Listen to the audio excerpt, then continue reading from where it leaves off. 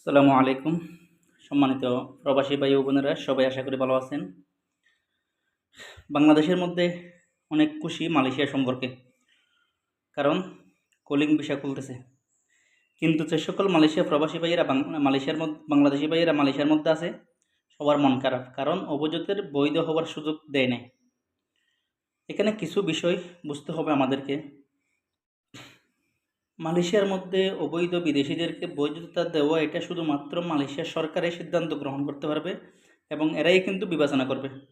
এখানে বাংলাদেশ সরকার বা অন্যান্য দেশের সরকাররা কিন্তু এগুলা কোনো কিছু করতে পারবে না। একটা হচ্ছে কলিং খুলবে। কলিং খোলার মধ্যে একটা অন্যতম কারণ হচ্ছে কলিং খুললে দুই দেশের সরকারেরও লাভ এবং বিভিন্ন আদম ব্যাপারী যারা আছে ওদেরও কিন্তু অনেক লাভ, বিশেষ করে বিভিন্ন এজেন্সি আর কি। এজেন্সির লাভ কীরকম? আমি যে দোকানে চাকরি করতেছি, ইন্ডিয়ান থেকে ভিসা নিয়ে একটা মানুষ মালয়েশিয়ার মধ্যে আসতে সর্বোচ্চ খরচ লাগে 2 থেকে 2,500 রিঙ্গিত।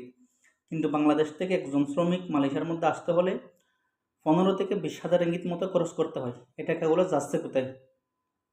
হয়তো অনেক এজেন্সি কাছে, সরকারের বিভিন্ন লোকজন এরাই কিন্তু কাছে। তো মালয়েশিয়ার মধ্যে অবৈধদেরকে বৈধ হওয়ার সুযোগ না দেওয়াতে অনেকে আসিফ নজরুলের উপর অনেকে রাগ দেখাচ্ছেন, গালাগালি করতেছেন। আমি অনুরোধ করব ভাই, ওকে গালাগালি করে কোনো লাভ হবে না। ধৈর্য ধরুন, আল্লাহর কাছে দোয়া করুন যেন ভালো একটা সুযোগ আমাদের জন্য আসে। ভালো থাকবেন সবাই। আসসালামু আলাইকুম।